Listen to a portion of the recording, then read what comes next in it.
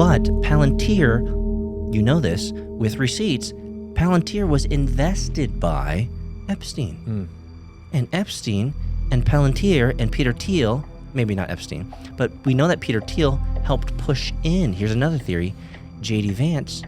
He's the one who introduced Trump to J.D. Vance. So here's a meta play. Maybe this is a mechanism to get Trump out so that J.D.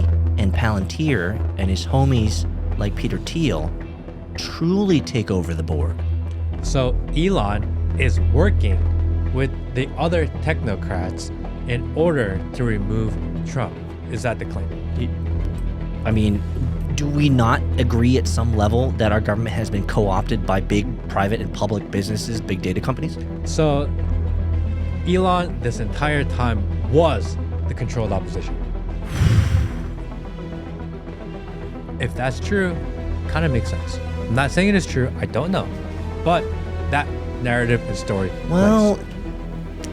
Because I don't think Elon's gonna be like, okay, I'm really gung-ho Trump, and then all of a sudden I'm gonna flip. At least at this level, to do what you're suggesting. If this kind of ploy and this coup is going on, then you would assume that he was in it from the beginning. That's the first time I've heard that word in all of these scenarios. Coup. Did you just bring up, that's a dangerous word. So let me pull on that even more.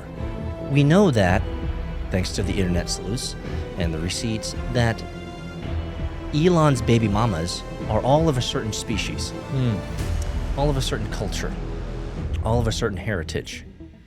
I'll tell you, the attack vectors for all of his baby mamas being of a similar species and being of a similar culture, really, if we think about the patterns out there with Epstein, maybe Elon was fully compromised by those entities and individuals of that species and culture group so that they told him to be the mole in the Trump administration so that they could get the big data companies and the Palantirs in.